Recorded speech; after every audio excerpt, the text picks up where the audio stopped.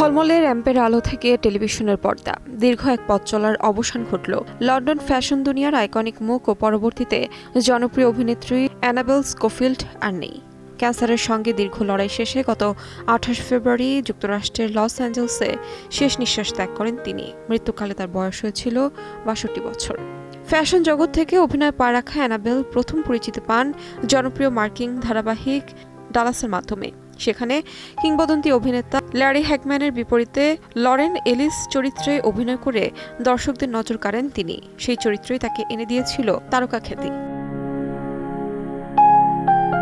১৯৬৩ সালে যুক্তরাজ্যে জন্মগ্রহণ করেন অ্যানাবেল। ১৯৯০-এর দশকে box office hit cinema romance the stone, Jerry Maguire ও as good as it gets সিনেমায় অভিনয় করেছেন তিনি।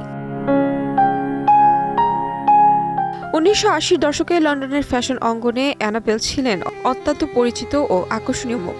টিভি বিজ্ঞাপনে তার স্মরণীয় উপস্থিতি তাকে আন্তর্জাতিক পরিসরে আলোচিত করে তোলে। চলচ্চিত্র ইন্ডাস্ট্রিতে অভিনেত্রী একাধিক সিনেমায় অভিনয় করেছেন, যার মধ্যে সোলার ক্রাইসিস, ড্রাগনার্ড ও আই অ্যাভ দ্য উইন্ডো অন্যতম। পরবর্তীতে দ্য ব্রাদার্স গ্রিম, ডুম ও সিটি অফ এম্বার প্রযোজনার ভূমিকায় ক্যামেরার পেছনে কাজ করেছেন তিনি। তাহমিনা তন্নি, সময় সংবাদ।